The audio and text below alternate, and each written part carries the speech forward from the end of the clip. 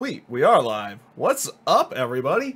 And welcome to another episode of GodSaw's Turnbuckle, the wrestling video podcast. I am running here over on youtube.com/UC Campbell. Yes, we're still under that tag. Have not really been looking too much into the other facet of everything right now. So, again, that's something we're working on, to get the URL changed at some point in time. But that's for a different story for a different time. We are here this week to talk about pretty much everything for the news of last week and Monday night, pretty much just Monday Night Raw and Tuesday Night Smackdown to go along with it. Not much happened on NXT this week. Matter of fact, I guess we'll go right through that right now. The big thing about NXT this week was more recaps. It was your traditional NXT after a takeover, where you're going to get a lot more recaps, and you're also going to get a maybe a match or two, which is what we got here. We did get Lacey Evans going up against Kairi Sane. Decent enough match from them on that side. Kairi Sane ends up going over with the in-Zayn elbow. I like the fact that they call it that. I actually do like that. Like that aspect about it. And you had what was supposed to be Tino Sabatelli and Riddick Moss going up against the against Heavy Machinery. The match never fully gets going in any way, as War Machine, or now known as the War Raiders, make their WWE NXT debuts on this particular episode of NXT. They basically take out both teams, and they're going to probably fill that spot of what the Authors of Pain used to be.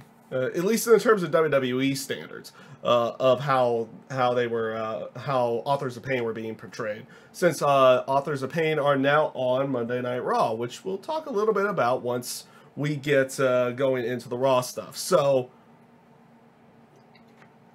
when it comes down to it, news from last week, a lot of the news from last week does take place in New Orleans, and everything to do with during WrestleMania weekend. Not a lot of it happened out throughout the week itself. The biggest little bits of news that came out throughout the week was one that Alberto El Patron is now gone from Impact Wrestling. So apparently, and they've been making a big deal about this. So for people who don't know too much of what Impact Wrestling's doing right now, it's been a while since I've really watched, but I've kind of followed with what they're doing. Impact Wrestling is doing stuff with Twitch.tv now, in the terms of their streaming and everything to go along with it, and they're doing a lot of their specials through Twitch. To go along with everything. Now, one of those things was this, during WrestleMania weekend, they were going to be in New Orleans, and it was going to be Impact Wrestling versus Lucha Underground. One of the, and Alberto El Patron was slated to be part of that show, which apparently he no-showed. Which was weird. I wasn't in the New Orleans area, but you get a lot of reports from the people who were out there for Mania weekend that Alberto El Patron was live at WrestleCon on Friday, which this show took place on Saturday, and everything. And you know, he apparently didn't tell his employers. He apparently didn't tell anybody that he was just gone. For whatever reason, so he ended up no-showing the event. Now, here's the thing that ended up coming out a little bit later, was that he said he left because of a family emergency. Well, apparently Impact Wrestling was not buying it, based off of all the other stuff that had been going. So they decided to terminate his contract. Nothing really much more to say about that one. Not all the details have been going out about the potential family emergency thing that Alberto El Patron had, but apparently, in the terms of what Impact Wrestling was thinking with Alberto El Patron, was this isn't worth it anymore, so they got rid of him, which actually does change their, which ends up changing their main event for what was going to be the Redemption pay-per-view that was coming up here, and actually this weekend.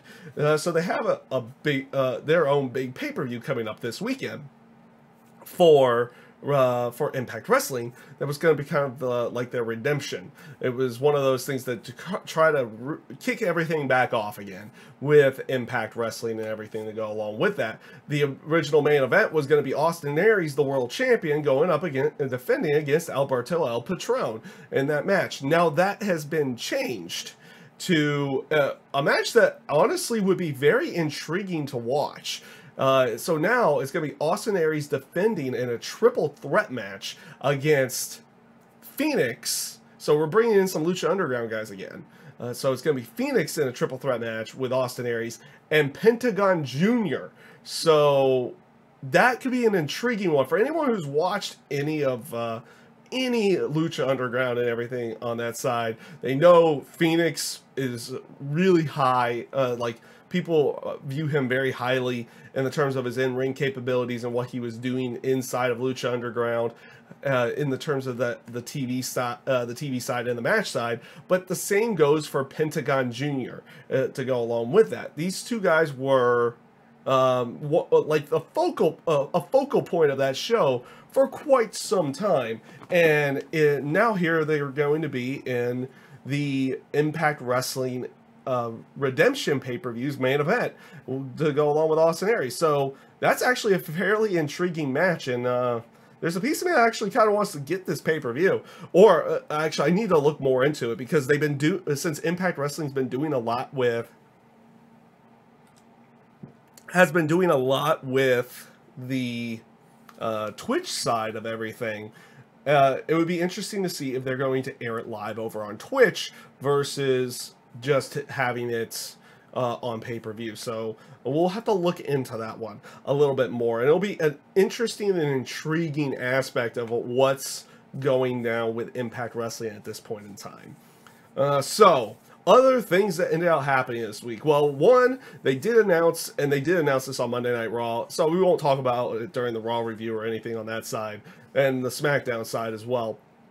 They announced the Superstar Shakeup. It's finally official that the Superstar Shakeup is going to happen again. They don't call it a draft. They don't call it trades or anything like that. It's just called the Superstar Shakeup. So now it brings about this whole aspect of who's going to be on Raw now, who's going to be on SmackDown now, and who is going to be staying put at this point in time to go along with it. So they're announcing it as a 2-day event. So you're going to have, you know, superstars showing up on Raw, and then you're going to have the some of the Raw guys who are going to be, so you're going to have SmackDown guys moving over to Raw, and Raw guys moving over to SmackDown. It'll be an interesting aspect to see where they decide to go with everything, especially with the potential stories that they have going down right now, which, you know, it'll be interesting to see if they move either Shinsuke Nakamura, AJ Styles, or Daniel Bryan to go along with it, and to go along with a lot of other ones who would end up moving over to Raw to SmackDown, because if they move one of those 3 big names, they've got to send somebody in return to SmackDown to at least be something big, or something that they consider comparable. There's a lot of feeling that maybe Seth Rollins is going to move over to SmackDown with the Intercontinental title, and there's also all other facets of things that could be potentially going on. The only thing that we don't get throughout the year now, and I would love to see this more often, would be trades. Now, I guess you could consider these trades, but the way that they pitch it, it's not that. It's just like somebody is choosing that this superstar is now going to be over here, and this superstar is now going to be over here, and this, just plucking around and just taking whatever they want and putting them on whatever show they feel like putting them on at the time. And it's definitely a little bit, it's not what it necessarily needs to be in the terms of a brand split. I would love to see them start making trades throughout the year as well, where you have this bigger superstar shakeup after WrestleMania, everything on that side. It kind of keeps everything flowing and going into what would be considered a new season of WWE content. Well, how cool would it be if we had smaller trades throughout the year to go along with it? I think it would be great at that point in time, but I mean, it is what it is in that juncture of everything. But we are going to get the Superstar Shakeup. It'll be interesting to see what men and women moved from SmackDown to Raw, and then what men and women moved from Raw to SmackDown. There's a lot of different speculations of everything, but based off of what they did at WrestleMania, geez, that was unpredictable in the end. I don't know if that was in a good way or a bad way either. That's one of those moments on that one. Was it good unpredictability or bad unpredictability? But based off of everything that they did in the terms of WrestleMania side, it might be a little bit harder to predict who's going where at this point in time. They might shock everybody again with somebody who's going over to Raw, or somebody who's going over to SmackDown to go along with it. So we'll see how everything ends up playing out in the end. So one last little piece of news, which more of this was coming out throughout the week. So I'm kind of glad I did this a little bit later versus later on, because this is Monday afternoon now. I'm kind of glad I did this a little bit later on because more has come out about this. And this whole altercation between Brock Lesnar and Vince McMahon that was apparently backstage in gorilla position right after the main event of WrestleMania. There's been a lot of talk. There was a lot of talk on the dirt sheets. Well, yeah, basically a lot of talk on the websites and everything on that side throughout the entire week. That apparently after the main event of WrestleMania, apparently Brock Lesnar confronted Vince with a heated argument. And of course, Vince stands up to Brock and everything to go along with it. But they had words, and apparently the ending of it had Brock Lesnar doing one of two things. Well, it was one thing. He apparently threw the Universal title, but the conflicting report is whether or not he threw it at a wall or if he threw it at Vince himself to go along with it. So that's always been that. And they even have a whole aspect of Shane McMahon was right there as well, apparently standing up to Brock Lesnar and everything to go along with it. They had all of this kind of going down at that point in time. So that was the interesting aspect. And of course, just pretty much like WrestleMania, where people's like, oh, this match is going to go this way. This match is going... They're going the other way. Wow, that's kind of weird.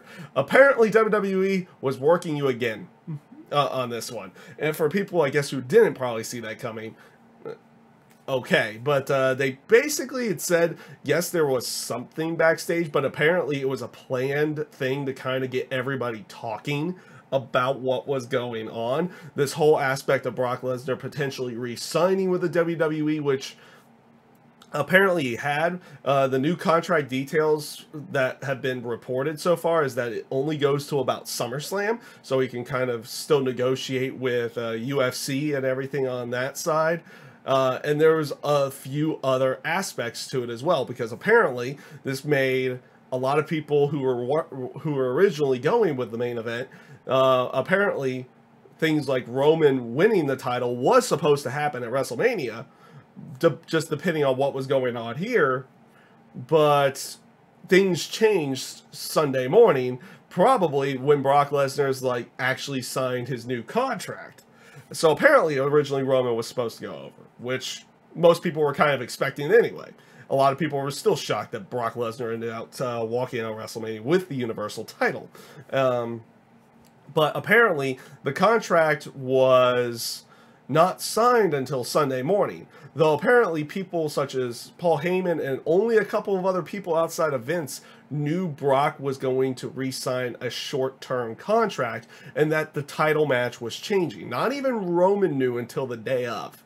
So when they threw that out there on Monday, that was actually the truth.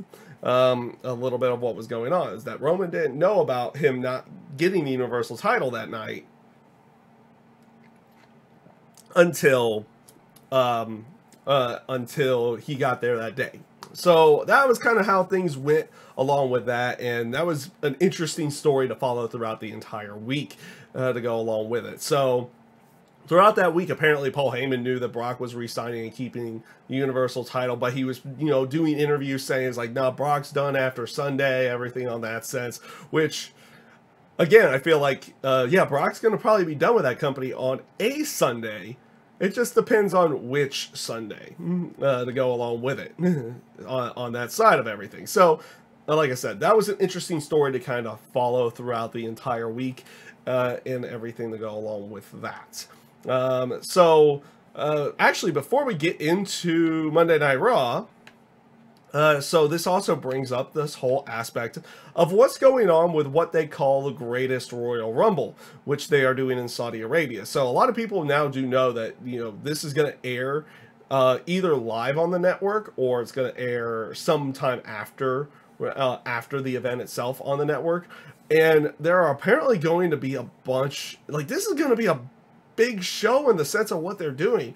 A lot of people are calling it a glorified house show, but in the terms of what they're trying to do, the arena that they're putting in, they're going to consider this a big show, because you're having people like John Cena going up against Triple H. It was going to be Rusev and The Undertaker in a casket match, but apparently Chris Jericho is replacing Rusev now on that side of everything, which sparked a whole nother thing with Rusev throughout the week, which ended out being pretty much everybody getting worked again on that side. So originally it was announced for Rusev and The Undertaker in a casket match. Now it's Chris Jericho and The Undertaker in a casket match, and Rusev's going to be in the largest, they're calling it greatest, but we'll go with the largest Royal Rumble that they've ever done, with 50 people.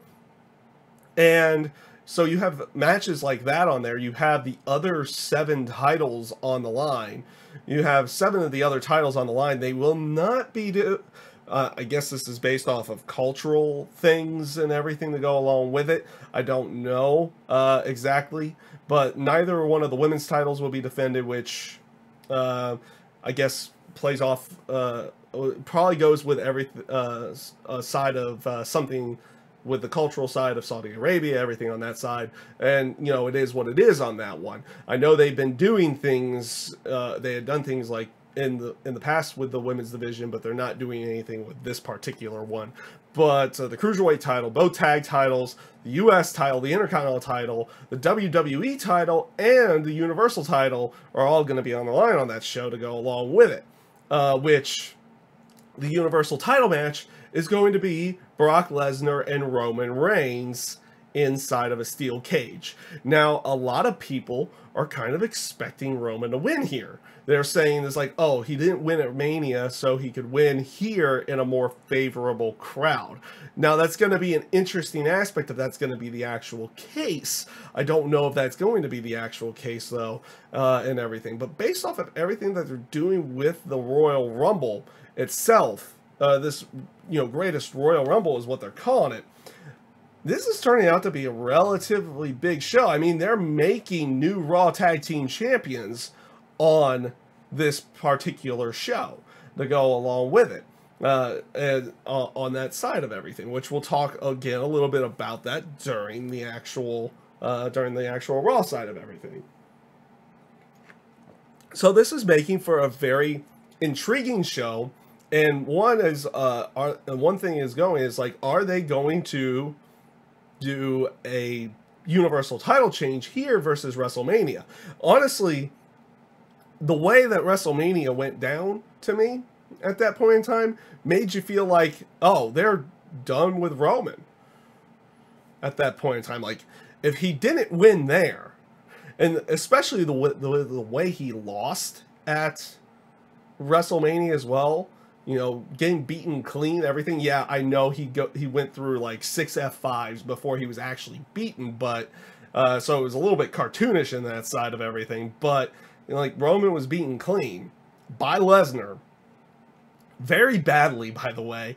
Like, it was not one of those things that's like, oh, it was a good back and forth and Lesnar just picks up the victory. No, he pretty much beat down Roman badly in that match. To the point, it's like, a little bit of any potential legitimacy behind Roman in the terms of beating Brock might have completely faded at that point in time. I've always been one that said, you know, I've seen the improvement with Roman. He's not one that, you know, in the terms of like his improvements have been really good. He's not one of those guys that's like, oh, I don't want him around, or this or this or this, or I don't want him with a title or that, and everything on that side. I actually don't mind Roman, especially with the terms of his improvements in the in-ring side and with his mic work as well. and that you definitely see the hard work going into it. So it's one of those things, like they kind of took any potential of his I won't say credibility, but his legitimacy potential of making it believable that he could beat Brock, kind of was taken away big time at WrestleMania. And yet they may have him just win it here at the we'll just call it largest Royal Rumble at this point in time. We don't know if it will technically be the greatest, because at that point in time, the greatest Royal Rumble then would have been the 2011 one, which was the 40-man one, and it wasn't bad, but it wasn't that great to go along with it. So it'll be interesting to see whom they have come out with that Universal title after this particular show. So let's rock this right into Monday Night Raw, the Raw after WrestleMania for April the 9th, 2018. Yes, I started stumbling over my words there. So I'm going to be 100% honest with you. This show, outside of a few little snippets and the people who decided to make their returns and everything, was kind of... Raw wasn't all that great, outside of like the returns and the debuts and everything to go along with that, and a couple little other aspects to go along with everything. I didn't think this show, Monday Night Raw, was all that good to go along with. So it starts off with Stephanie McMahon coming out and talking herself up and Ronda Rousey up with what the match was the night before, saying that she deserved praise for bringing the best out of Ronda Rousey and everything on that side. And she wanted to also make amends with Ronda for everything she had said and done and all that. So she brings out Ronda and, you know, starts saying it's like, we can be good friends, it's this and this, everything's gonna be great. And of course Ronda's not buying it and ends out putting her in the armbar once again. Crowd ate this up. The stuff that they have with Ronda is great on this whole aspect of her being kind of almost kayfabe-ish, like where she smiles a lot when she's initially coming out, because you could tell she's like tickled half to death to being there to begin with on that side of everything. But the whole aspect of her being able to go from that smile that she has right into a mean look is, oh, it's pitch perfect and it's great. I actually like where they're going with that one on that side of everything. And the stuff that they did here, pretty much, you know, Ronda forces Stephanie to have her upcomings again in this case, and more than likely, I guess they'll have Stephanie off of TV for a little while again, like they did last year. I don't know. We'll see how everything plays off on that. But that was a fun enough segment. We had some good segments on this show, but otherwise it felt kind of ho-hum of a particular show. It didn't really feel like too much was absolutely going on. So after this, you had Nia Jax come out, and you know, she soaked in the whole aspect of the crowd being behind her and everything, saying you deserve it for her winning the title. This does bring out Alexa Bliss and Mickie James. Basically, before they announced it as a tag team match, so Nia Jax comes out without her tag partner, and then Mickie James and Alexa come out. They start running her down again and doing all the stuff that they have been doing, the whole mean girl shtick and everything to go along with that. I'm not a big fan of it, but kind of is what it is. And they're kind of playing the story off right, where Nia Jax is the one going over in the end, the go off of it. So it's not that bad in the end.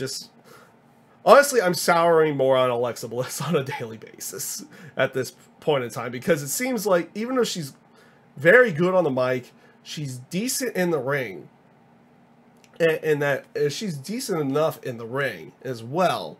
But in the terms of her matches, I gave a little bit of credit where credit was due. I felt like her match with Nia at WrestleMania was actually pretty good because of the story that they were telling inside of the match, where Alexa was, you know, was working over certain body parts, continually going for the same eye when it came to poking her in the eye and everything.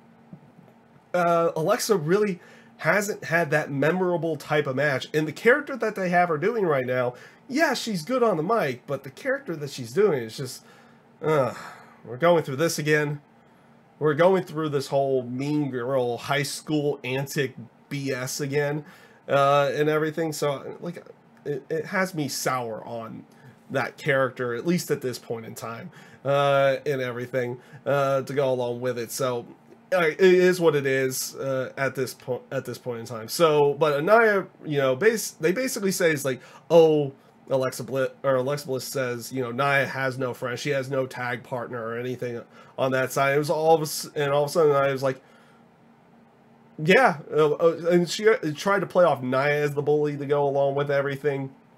Nia basically says, like, yeah, I enjoyed doing everything I did last night, and by the way, I do have a tag partner, Ember Moon. Lo and behold, Ember Moon debuts. Good pop from the crowd too, on that side for Ember Moon.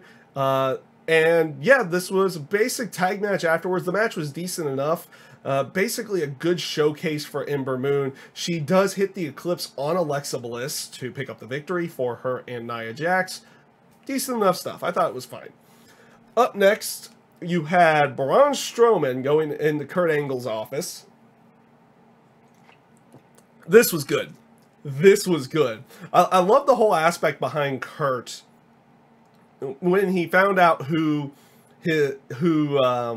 Strowman's tag team partner was. He was going to play along with it. He was going to technically allow this to happen with a 10-year-old kid being the Raw Tag Team Champion and everything. So he even goes around, was like, I was kind of surprised to hear what your tag partner was. And yeah, and where is he? And then Nicholas comes out from behind Strowman and everything, and basically Strowman goes off and says, it's like, so unfortunately we're gonna have to relinquish the Raw Tag Team titles because, well, Nicholas over here has a scheduling conflict. He's still in the 4th grade. Didn't fully think that one through. So they relinquish the Raw Tag Team titles, and basically it's like, and they play this off as like a storyline for, I guess, 8 years down the line or something like that. But it's like, but when he graduates, we're coming back after those. And then Nicholas says, because they're gonna get these hands. And I died of laughter a little bit. That was good. I did enjoy that one. Up next, you had the debuting No Way Jose going up against, I did not catch the guy's name. So Jobber, in this case. Unfortunately, I did not catch his name. No Way Jose went over really quick in a squash match. Basically, No Way Jose is now on the main roster. He's still doing the Congo line, the Fiesta type stuff. I wish they would have done this a little bit differently. I wish they wouldn't have the Congo line follow him all the way from the beginning of the entrance. They should have done it like, I feel like the way they should do it is they should set up the Congo line like they did the first time they did it at NXT TakeOver, where he makes it look like he's pulling people from the crowd to do the Congo line around the ring. That would be a good, I think that would be a nice way of going about it. It makes it feel like it's authentic and unique to go along with that. Otherwise, it kind of just feels like another Adam Rose bit with the rosebuds and everything. And I don't know exactly how much No Way Jose is going to do on the main roster side of everything, because they are at least playing him off as a guy who, yes, kind of is party and cheerful and everything when he's, before his matches, but when the match starts, he's kind of all business. So we'll see how they play off with No Way Jose on the main roster. It'll be an interesting one of going. Up next, you had Sheamus and Cesaro heading, they go into Kurt's office after hearing what happened with Braun Strowman, and basically says, like, so are you going to give us those titles back? I mean, come on, you need Raw Tag Team Champions. And Kurt's like, dude, you guys lost to a 10-year-old kid. I'm not giving you those titles. We're going to set up a match at the Greatest Royal Rumble. So it's going to be you two up against, I guess, the Tag Team Eliminator tournament. It's tag team tournament. It's a short tag team tournament to determine a new group to face Sheamus and Cesaro at the Greatest Royal Rumble. which they had the first match right afterwards, which was going to be the Revival, which is the Revival versus the Club. Decent enough match. Neither team got an entrance, unfortunately. But you know, both teams worked a good match. You kind of expect that through both of these teams, even though they're not heavily pushed in any way. And you had the Revival go over in this match as well. So, lo and behold, Revival goes over in this match, and they're going to move on to the finals, which were going to be next week. And we had some other, we had another team in there, which we'll talk about in just a little bit. So up next, you had Seth Rollins come out. He came out to cut a promo on him winning the IC title and everything on that side. You know, talking about winning at WrestleMania. This brings out Finn Balor. Finn Balor comes out, basically says, "It's like, dude, I'm glad, it's like good that you won, blah blah blah, everything on that side, but I wasn't the one that was pinned." So he kind of did like a formal challenge. He did like, oh, what is it? The way they do it in New Japan, where instead of something being made backstage or necessarily a full-on #1 contendership match being done, the person who is going to be in line for the title next comes out and challenges you, which Finn does. He does that. They shake hands, so it makes it look like that they're going to have that particular title match at some point in time. Miz interrupts. He runs them both down. And of course brings out the whole aspect that he gets his rematch, and that and Seth was like, yeah, okay, let's do it tonight. And of course Miz is like, no, we're gonna do it at Backlash. But the other aspect of this was that when he was running down Seth, he ran down Seth for the whole aspect of making his newborn daughter cry. This was good. Like, you have Miz playing this heel, but he's trying to be a little bit of a babyface to go along with it. About, you know, when it's telling the story of how his daughter Monroe Sky was watching WrestleMania with Maurice, and that, you know, when Miz lost to Seth Rollins, it made Monroe Sky cry. And then it made Maurice cry. And then when Maurice tells Miz, he admits it. He cried a little bit. And Seth, I loved how Seth kind of brushed this off. It's like, he plays it off as like he actually felt bad. And maybe they play it off as like, yeah, he actually was. But then throws a joke out there. It's like, I'm sorry that made, you know, all them cry.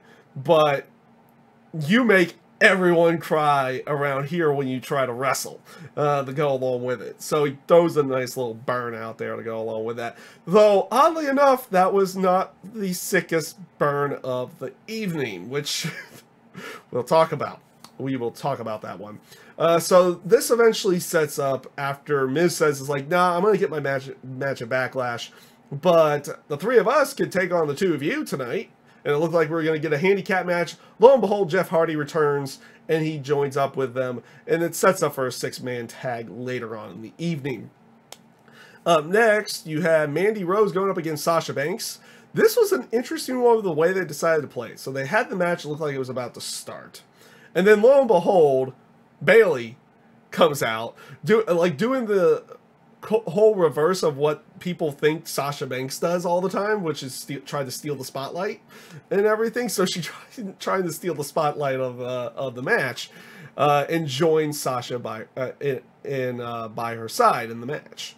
This is a decent enough match. They're still teasing around with the whole aspect of who's going to turn heel and who's not, and who's going to be the babyface of this whole Sasha and Bayley thing. So so eventually Sasha and Mandy Rose fight to the outside. Mandy Rose gets in the face of Bayley, forcing, you know, trying to goad her to attack, which Bayley does do. Mandy Rose ducks, and she accidentally hits Sasha. So, which causes they have a bit of an argument. This causes Mandy Rose to get the victory in everything inside of there. And you have, you know, Bayley walking away, Sasha giving chase. And then you have Absolution in the ring. And after that, basically the real stuff kind of started. So it's like, okay, they're doing the typical celebration and everything, and then Mandy Rose and Sonya Deville just leave, and Paige gets on the microphone and she basically said about like her neck injury and what had happened, and that she was going to have to retire and find something new to do, which we found out a little bit later, not in this show, but the next night, of what that other thing was going to be. But it was one of those bits that was like, a lot of people kind of knew it was coming, in the terms of people who read a lot of the internet sites and everything, and knew what had happened at the house show when, you know, basically like Paige had lost all feeling, or basically lost control of a lot of functionality in the middle of a match. And so they kind of felt this was coming for a while, but they've been kind of toying around with it. They didn't necessarily have her go out and do it. So she basically says that she was going to retire, and that it was only fitting that it was the place that started her main roster career, which was New Orleans, was going to be the place that she decided to retire as well. It's one of those things that, yeah, it's weird to think that she's only the age of 25 and has to retire from wrestling, but she's actually been doing wrestling since she was 13 years old with her family to go along with that. So there's a lot of different aspects to this. Like, she had a very long career in the end, even though for how young she is. She, you know, thanks a lot of different people in there, including the whole aspect of thanking Daniel Bryan for giving hope, based off of like how he had to fight to come back, and maybe she's going to do the same to go along with it. I think this type of injury is a little bit different. I think this injury is a little bit different than what with Daniel Bryan's, because this was more to do with the neck and everything. It's spinal stenosis, so it's one of those things that she could literally take a bumper on one day and be paralyzed to go along with that. So there's, it's a very high, it's like very highly unlikely that she will step back into the ring at any given time. But that it was one of those moments. Is like, okay, they're playing the storyline. It's like, oh, they're about to get real. And it was one of, you could tell everything she said came from the heart and everything.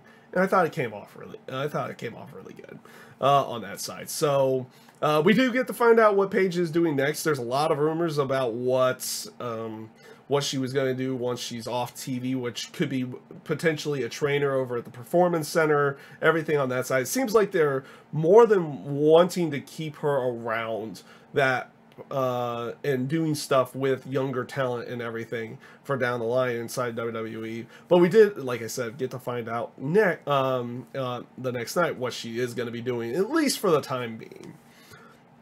So up next, you had Elias in the ring. And this was good. This is good stuff.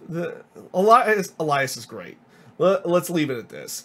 It's like he comes out and says, you know, I'm going to perform tonight, even though these are the exact same scumbags that were in the arena from the night before. He calls all the fans scumbags and everything. And lo and behold, what does the crowd do? It's Raw after WrestleMania crowd. We didn't get a lot of crazy chants and everything, but they did get this one. They started chanting, "We are scumbags."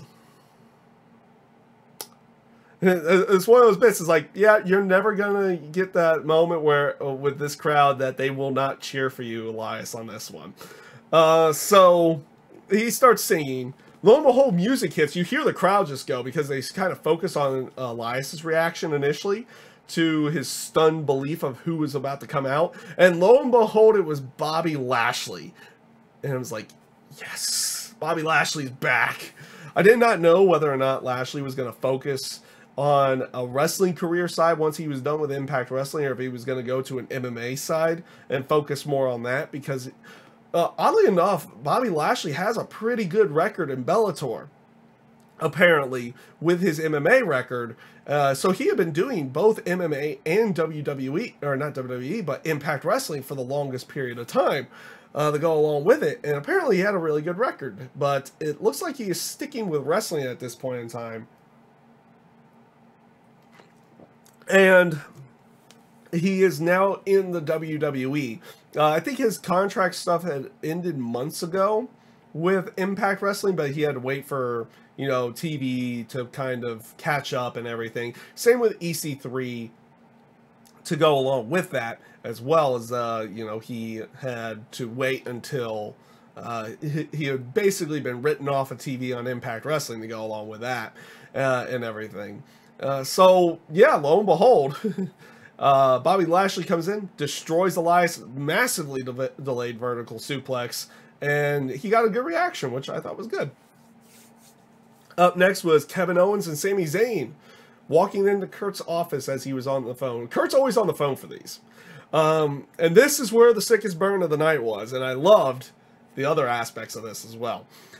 Sickest burn of the night. So they come in, it's like, and Kurt just kind of stops them as they're beginning to kind of grovel a little bit towards Kurt. It's like, you're here asking for a job after everything you had done on SmackDown? It's like, you know, and then Kurt basically said, it's like, you know, I think TNA's hiring. And the crowd was just stunned that they would even mention Impact Wrestling or TNA in any way, shape, or form on a WWE show. But they ended up doing it there. And it was like, oh, sick burn of the night based off of the stigma and everything of Impact Wrestling. Though credit to Impact Wrestling, maybe not some of the guys who have been talking on Twitter throughout the week, but credit to Impact Wrestling on this one. As soon as they heard the mention that they were mentioned on WWE TV, on their Twitter they showed the Redemption pay-per-view coming up here in a couple of weeks, or in this case, this weekend coming up.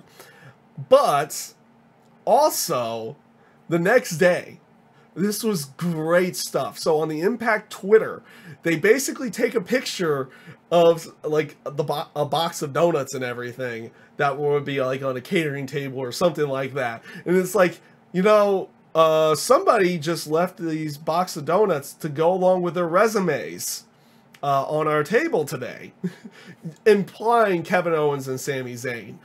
That was good stuff. That was good stuff. Credit to them kind of just playing along with it. Sick burn of the night goes to Kurt Angle for even mentioning that. But he goes off and says, he's like, you know, my tag division is completely full, but I have one spot on the roster. You two can fight for it tonight, which they have the match later on in the evening. Up next, you had Heath Slater and Rhino. They come, you have Heath Slater coming out. It's like, talking about, you know, it doesn't matter who is coming out tonight. I need this job, and we're going to beat whoever comes out of that curtain. And you already knew who that was going to be. And lo and behold, the Authors of Pain finally arrive on the main roster. They arrive on Raw, and they came out with Paul Ellering, which was a nice little touch with what they decided to do a little bit later to go along with it. So AOP wins, and which was pretty much a squash match. They were playing it off as like, you know, that it was going to be Ellering teaming up with the Authors of Pain for their main roster run. But as they were walking up, all of a sudden, both Authors of Pain, and this was great with how they decided to do it on TV. They don't destroy them or anything. They basically just look at Paul, hold him back, and saying, "You're staying here. It's our time to go on our own." And that was a nice little touch to go along with it. And of course, Ellering looks stunned as they walk up the ramp by themselves, leaving Ellering behind. So that is going to be that was the way that they decided to get rid of Paul Ellering on this one. And Batman is in the chat. What's up? We're what is up today to go along with it. But after this, like I said, this was a nice little touch. I liked what they did here. I really did like what they did with Paul Ellering and the Authors of Pain. The way that they decided to kind of have Paul Ellering be taken off of the Authors of Pain was a good way of going. Not for the aspect of, you know, oh, he's away from the Authors of Pain now, but the way they decided to go about doing it. It wasn't like, oh, they had to destroy him or anything. It was like, no, your chapter with us is done, and now we go on our own. I thought it was good stuff. Up next, you had Roman Reigns come out, and of course, to a course of booze. He cuts a promo basically saying conspiracy theory, conspiracy theory, conspiracy theory, and about, you know, Brock signing a new contract and everything, which we talked about during the news side of everything to go along with it. And yeah, he basically cuts a promo saying, he's like, you know, if you keep putting me in matches with Brock, eventually I'm going to have the Universal title, which I guess could be the truth on that one. The rumor is that at the Greatest Royal Rumble that he is going to be winning the Universal title from Brock, and what's supposed to be a more favorable crowd to go along with it. But who knows? Who knows with where they're going to go with everything on that one. He basically cuts the promo on them. Also plays the whole conspiracy theory thing. Is like, no one tells me anything. I had to find out about this match on the internet. Okay, it seems to be how a lot of other people do as well to go along with it. This does bring out Samoa Joe, and yes, Samoa Joe returns to the Monday Night Raw roster, and basically calls out Roman Reigns on everything, and basically says, like, you can't beat Brock, you can't do this. We've seen it before. It's like, you always leave a beaten, broken man whenever you're around Brock Lesnar. What's going to be different? And basically he said, you know, Brock's going to destroy you at the Greatest Royal Rumble, and I'm going to be there to put you to sleep at Backlash. So basically challenging him to a match at Backlash. So I guess that's what we're going to be getting. So now we had the second of what was called the Tag Team Eliminator, which is just a tag team tournament to find out who's facing Sheamus and Cesaro at this Greatest Royal Rumble thing.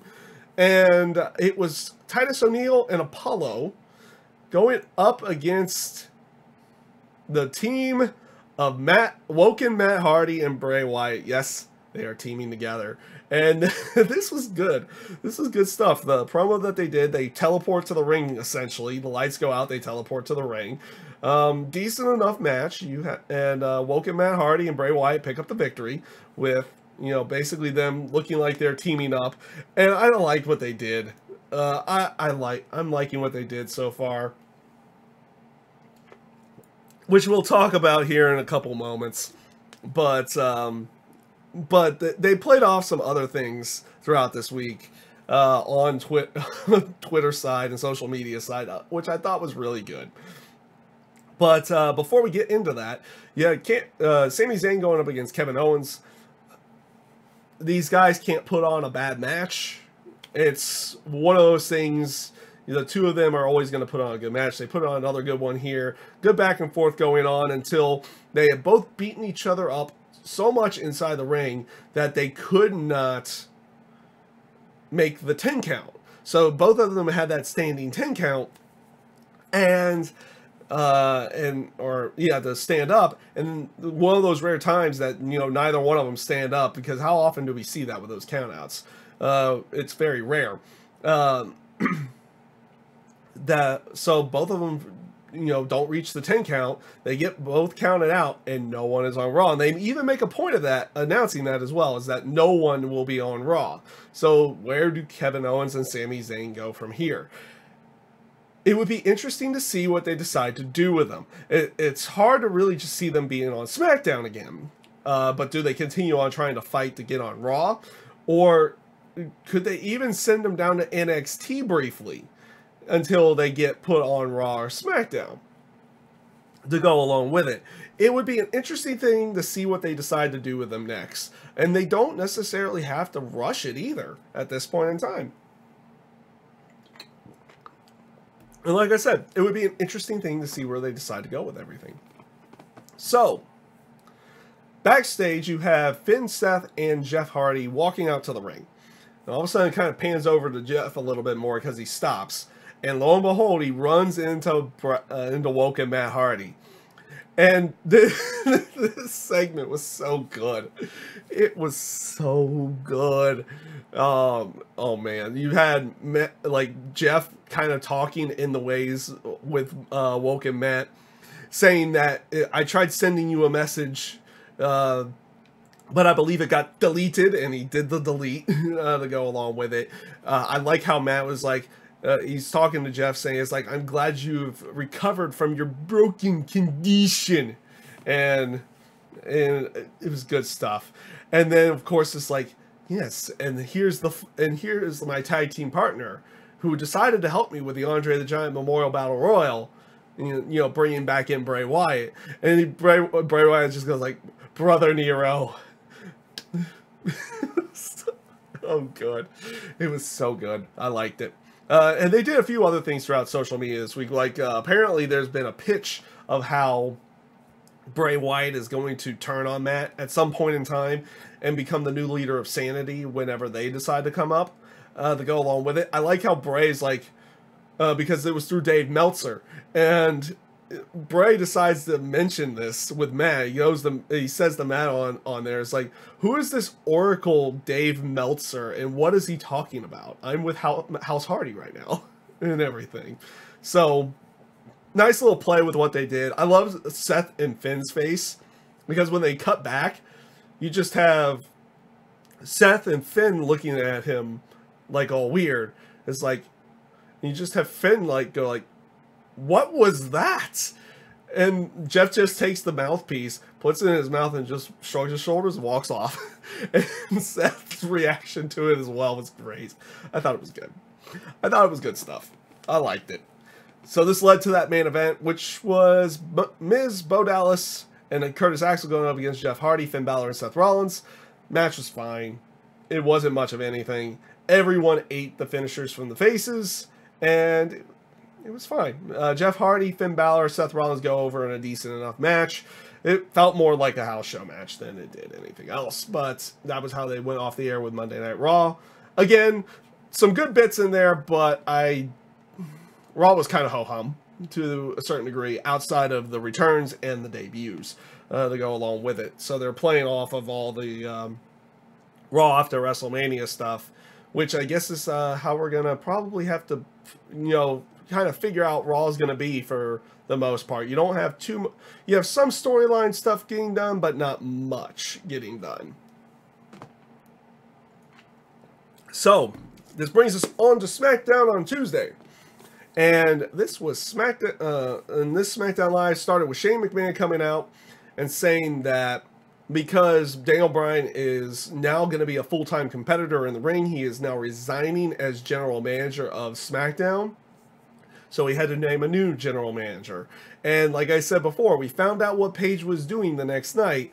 That's because she's going to be the GM of SmackDown for the time being. And she basically starts it off with saying, like, she kind of talks briefly about she's happy to find something new to do since she can't be in the ring, and gets right down to business. And she makes for the main event of the night being Daniel Bryan going up against AJ Styles. And of course, the crowd erupts for this one. This was a good enough segment. I liked where they decided to go with and setting up for the main event of the night and setting up on everything as well, that what they were going to be doing. So up next, you had the Usos going up against the New Day, and this was going to be a match that determined who was going to face the Bludgeon Brothers at, again, the Greatest Royal Rumble. Like, they're making this a huge show, and they're actually kind of making it full canon as well to go along with it, with this show in Saudi Arabia and everything. So we were finding out who was going to face them there. So, and the fact that they're doing this on Raw and SmackDown makes you just feel that they are going to be doing more with, that you're going to see this on the network in some way, shape, or form. We're going to get to watch this particular show that they're going to be producing.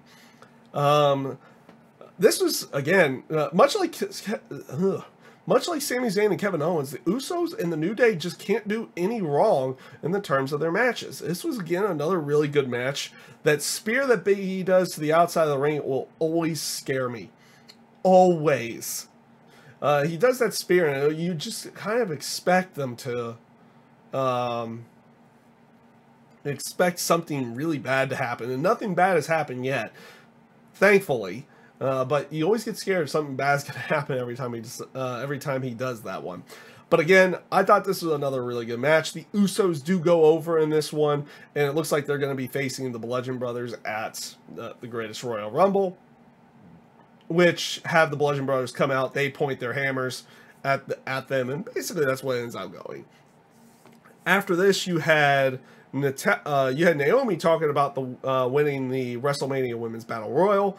And of course, she got interrupted by Natalya, who kind of typically puts herself over and everything to go along with that.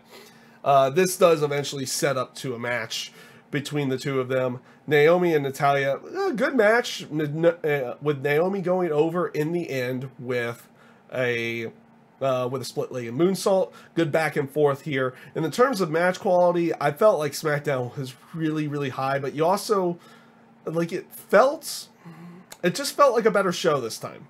And just the way that everything went, you ended up feeling like it was a better show overall than what Raw was. This one, at least this week.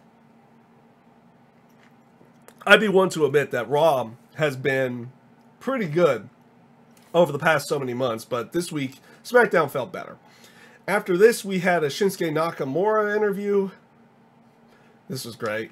This is great, and this is what we're going to get from heel Nakamura. I'm all for it, especially, like, there was a lot of people who were worried that maybe he would be buried after not winning against AJ, but I felt like the heel turn was something that was going to be good for him, and it doesn't necessarily bury him in the end because he did lose at WrestleMania. And if this is what we're going to get from Shinsuke Nakamura as a heel, I'm all for it. This was good. This is really good. So Nakamura comes out, and Renee Young is like, so why'd you do what you did to AJ after your match at WrestleMania? It's like, he was like, I'm extremely sorry for what I did. Maybe I got too emotional. And he's like, he apologizes again, but he gives a wink to Renee Young, playing it as off as being disingenuous, and he gets called out for it as well. So Renee Young is like, well, I can kind of tell you're being disingenuous about with that apology. So what is going on? And then he just plays it off as like, because obviously he had just done what he said he didn't do next, couldn't do next. It was even better to go along with it. And he's like, he just says sorry, and then he says sorry, no speak English, and oh my god, dying. I don't know what it was about that one, but it was so good. Oh man, Nakamura's heel is he's coming off like a little bit of a prick to go along with everything. It's like, oh, you just spoke to her, and then you're saying, what? Okay, I'm all all aboard this one if they're going to continue doing good stuff with Nakamura like this with a heel, which we did get a little bit more later on in the evening. Up next, you had Charlotte coming out and basically cutting a promo on her match, winning with Asuka. She was going around thanking people, everything on that side, for, the match and everything to go along with it. You had the crowd pretty much behind Charlotte. And then, lo and behold, the iconic duo, Peyton Royce and Billie Kay, they're calling themselves the Iconics now, which is actually not a bad name change to go along with it. Instead of calling the Iconic Duo, now you call them the Iconics. You can play it off that you can potentially add more people if you really wanted to. But, they come down, they start mocking Charlotte and everything that she was doing. This is good stuff. This was good stuff, saying it's like, oh, she wants to thank everyone, and they even go down to the point, it's like, oh, I want to thank the air so I can breathe, and they were good. They were good. Good debut for Peyton Royce and Billie Kay. This does start a brawl between the two of them, and then this was a high-level beatdown that Billie Kay and Peyton Royce gave Charlotte. So they beat her down inside the ring. Billie Kay gets does get the Shades of K, the big boot that she does to Charlotte, basically knocking her down, and then they they fight to the outside. They chuck her over the announce table to the barricade side, then they chuck her back over again, back over into the other area of the ring side. But then they ram her into the ring post, throw her into the ring steps, and then they did this double powerbomb on the outside of the ring. And this was like high quality beatdown of Charlotte from the two of them. This was actually a good way of putting them over.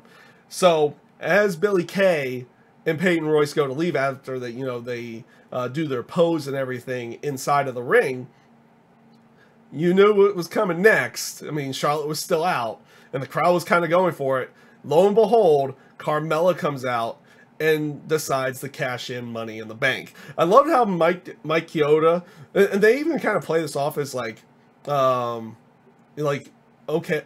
Carmella runs out, doesn't break stride, grabs Mike Chioda, and just dashes into the ring. This was good. So that was that. She's like sitting there yelling at him, incomprehensibly yelling at Mike Chioda that she wants to cash in. It's like, so Mike Chioda was confused. So you want to cash this in? But this is, and like she's just yelling yes, but not really going about it in a proper way. And eventually it's like, okay. And then, so they get to the point that Charlotte has to get back up. She gets back up. Bell rings, super kick to the face, and Carmella picks up the victory in getting the SmackDown Women's title, beating Charlotte. This was good. This was a good way of going about it. I know there's a lot of people out there that were like a little bit angry on that aspect. It's like, oh, they broke Asuka's streak for this and everything on that side. I mean, they probably have other plans besides that. But again, the level of beatdown that Charlotte got, getting powerbombed on the outside of the ring, it made total sense for Carmella to come out and actually pick up the victory as well. So it played off really good, I thought. And yeah, it was, I guess in the end it was what it was, but I thought it came off really good. So up next you had Randy Orton versus Bobby Roode versus Rusev, and the winner was going to face Jinder Mahal for the United States title. And this was a good match. It was a good match. You had it towards the end with Rusev putting the accolade on Bobby Roode, looking like he was going to pick up the victory, but Randy Orton tosses him out of the ring into the ring post and hits the RKO on Bobby Roode to pick up the victory. So it's like the match itself I thought was a very good match, but guess what that leaves us again?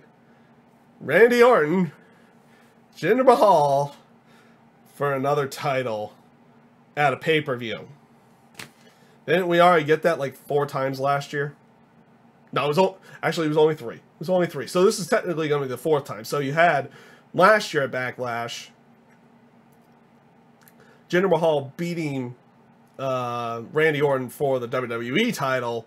Now it's Orton and Mahal one-on-one again, this time for the US title. Great. I don't hate Jinder Mahal, but we've seen this match enough. I think we've seen this match enough. At least that's how I feel.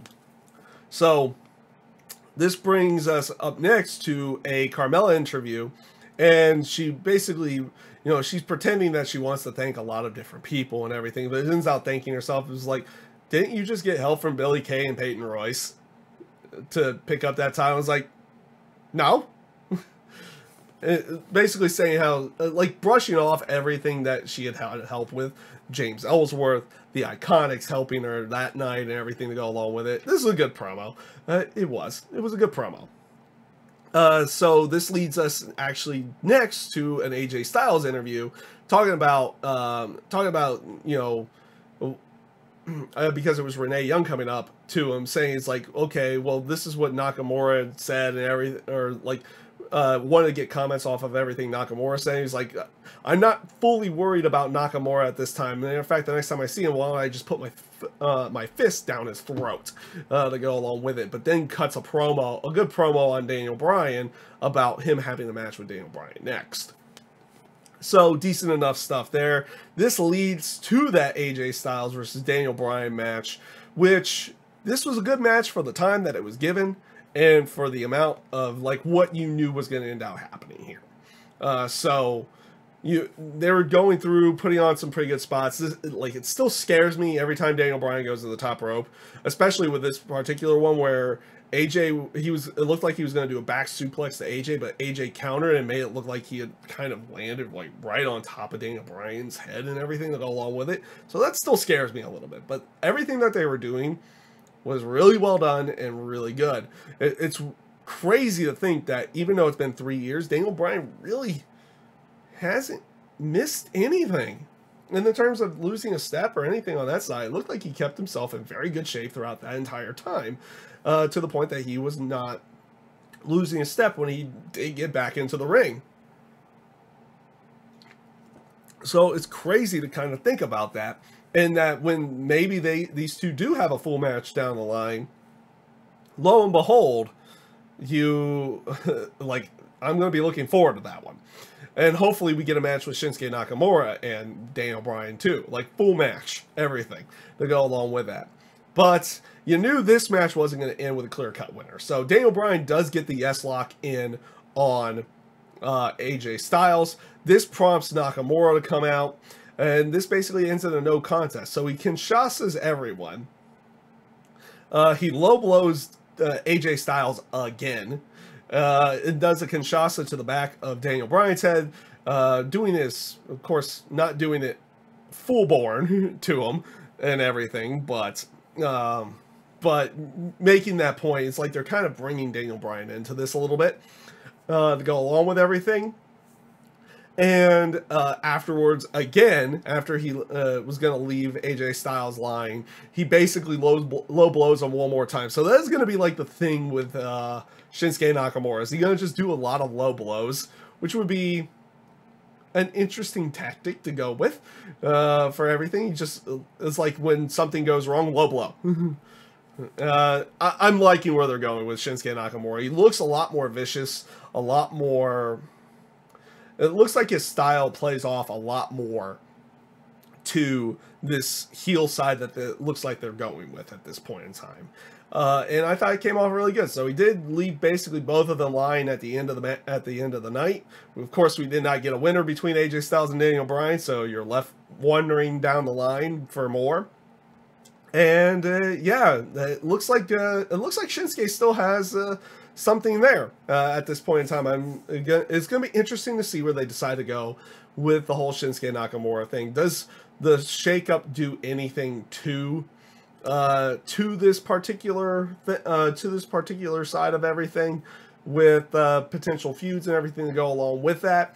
So we'll see how everything ends up playing out in the end of everything on everything on that side. And yeah, that's pretty much everything this week. We already went over NXT from Wednesday. There wasn't really much to talk about on that side of everything to go along with that. But yeah, that's pretty much everything we've got for this week's episode of GodSaw's Turnbuckle.